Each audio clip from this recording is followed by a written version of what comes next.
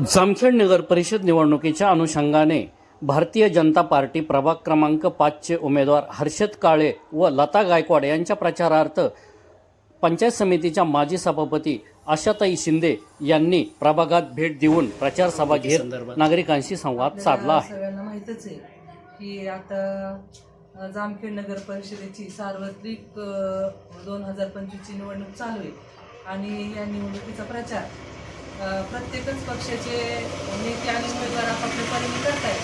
परंतु एक महत्त्वाची गोष्ट अशी की या नगर परिषदेची निवडणूक कुठल्या ना कुठल्या कारणाने तब्बल 11 वर्षानंतर होती. हा एक खूप मोठा म्हणजे विषय आहे की सगळीकडं घाणीचं साम्राज्य आहे. आपल्याला वार्डमध्ये फिरताना जाणवते की पाण्याचं जे सांडपाणी आहे त्याची व्यवस्थित विल्हेवाट लावलेली दिसत नाहीये. कचऱ्याचं व्यवस्थापन, विकास किंवा ती सुरक्षितता मला कुठंही आता दिसली नाही. मी कालपासून 7-8 प्रभागामध्ये फिरले, परंतु अशा प्रकारची एक परिस्थिती मला सगळीकडे पाहायला मिळते. आणि महिलांचा एक प्रामुख्याने महत्वाचा एक मुद्दा की सगळीकडे महिला म्हणतात की आम्हाला आता अशा परिस्थितीमध्ये आपण पाहिलं की यावर्षी पर्जन्यमान म्हणजे प्रत्येक वर्षीच्या मानाने भरपूर प्रमाणात झालंय, तरी सुद्धा जामखेड शहराला 8 दिवसांनी पाणी पुरवठा केला जातोय. आणि महिलांच्या सांगण्यातून येते की उन्हाळ्या दिवसात तर आम्हाला 15 दिवसांनी पाणी मिळते. मग पाणी असताना सुद्धा ही परिस्थिती का? आणि आपलं एवढं मोठं शहर असताना, एक बाजारपेठ मोठी असताना किंवा ह्या परिसरात आपण पाहतोय की विद्यमान आमदार आहेत तेच असा प्रश्न निर्माण करतायत की या ठिकाणी पाणी नाहीये. मग ते 2019ला निवडून आले, 5 वर्ष त्यांनी काही झोपा काढल्या का? आता परत 2024ला निवडून आले, त्यावेळेस त्यांचे हात आम्ही धरले का विरोधकांनी की तुम्हाला हे जनतेने तुमच्यावर विश्वास टाकून निवडून दिलं आणि तुम्ही या भागाचा, या मतदारसंघाचा सर्वांगीण विकास करण्यासाठी का कमी पडताय? तुम्ही तुमच्या पद्धतीने तुम्हाला जे करता आलं नाही त्याचं खापर तुम्ही विरोधकांवर का फोडतायत? खरं तर हा प्रामुख्याने सर्वांगीण विकासाचा, महिलांच्या सुरक्षेचा, पाण्याचा, लाईटचा, रस्त्याचा, अजून ह्या गटारीचा, हे जे लहान काम आहेत ते सुद्धा झालेले नाहीयेत व्यवस्थितपणे. बाकीचं जामखेड कर्जतची बारामती करणं तर खूप लांबची गोष्ट आहे. कारण मी 2019ला फिरले तेव्हा जामखेडचे शहर, जामखेडचे रस्ते, जामखेड शहरातले खूप चांगल्या पद्धतीचे होते. त्या मानाने मला आज खूप म्हणजे सगळीकडे घाण आणि दुर्गंधी पाहायला मिळाली.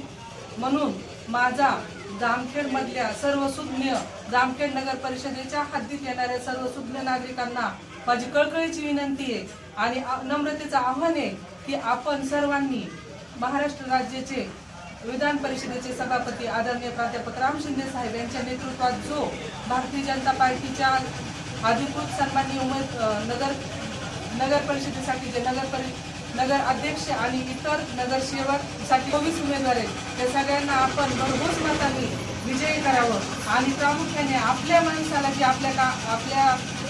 माणसाला जी आपली तळमळ वाटते किंवा आपल्या माणसाला आपल्या अडचणी सोडवण्यासाठी जी तगमग किंवा जे एक प्रकारचं त्यांच्या मनापासूनचं काम आहे ते आपण त्यांच्याकडून करून घ्यावं.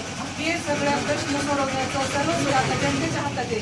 कारण येत्या 2 तारखेला जे मतदान होणार आहे त्या नगर परिषदेच्या मतदानामध्ये सर्व नागरिकांनी नगर अध्यक्ष पदाचे उमेदवार अमित चिंतामणी यांना आणि नगर परिषदेचे जे नगरसेवक पदाचे आपापल्या प्रभागातले जे उमेदवार आहेत 24 त्यांना बहुसंख्य मतांनी निवडून द्यावं आणि एक हाती सत्ता ही भारतीय जनता पार्टीच्या हातात द्यावी. कारण केंद्रात आपलं मोदी साहेबांच्या नेतृत्वात भक्कमपणे चांगलं काम आपलं भाजपचं सरकार करतंय. राज्यात पण आदरणीय फडणवीस साहेबांच्या नेतृत्वाखाली आपल्या महाराष्ट्रात व्यवस्थित चांगल्या प्रकारचं काम केलं जातंय. लाडक्या बहिणीच्या माध्यमातून महिलांना सक्षम करण्यासाठी शासनाने प्रति महिना 1500 रुपये दिला, तो आता 2100 रुपये पण करणार आहे. आपण पाहतोय की या ठिकाणी जे 2019च्या नंतर कर्जत नगर परिषदेच्या प्रचारादरम्यान जे एक दबावाचं आणि भीतीचं वातावरण होतं ते आता जनतेत अजिबात दिसत नाही. कारण जनतेने ओळखलंय की कर्जत जामखेडची बारामती ही काही केलेली नाहीये आणि आम्ही असं करू तसं करू म्हणलं, ज्या काही भूलथापा दिल्या त्याला बळी पडून नागरिकांचं तोट्यात गेलेत आणि चुकीचा निर्णय झाला हे जनतेच्या पण लक्षात आले.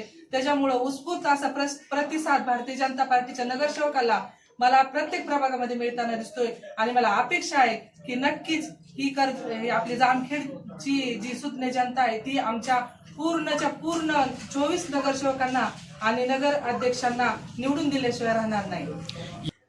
आताच आम्ही एका ठिकाणी पलीकडे गेलो होतो तर अक्षरशः आम्हाला त्या ठिकाणी उभं राहावं लागलं. म्हणजे बसायला पण तिथं रस्ता नाही की जे सांडपाणी येत आहे ते सरळ रस्त्यावरूनच चाललंय. म्हणजे महिलांना तिथं रस्ता थोडाफार होता पण तिथं बसता पण आलं नाही. त्याच्यामुळं लक्ष्मीताईंचं कार्य, त्यांचे बंधू असतील त्यांचं कार्य हे सगळ्या ह्या भागातल्या किंवा ह्या वार्ड 5 मधल्या नागरिकांना माहिती आहे की ते सतत जनमानसात असतात, जनतेची सेवा करतात. गोरगरीब माणसांसाठी काय ह्याचं रेशन कार्ड मिळवून द्यायचं असेल किंवा त्यांना कुठलं आधार कार्डसाठी काय काढून द्यायची मदत असेल किंवा महिलांचे किंवा सर्वसामान्यांचे काही प्रश्न असतील ते सोडवण्यासाठी ते रात्रंदिवस तत्पर असतात.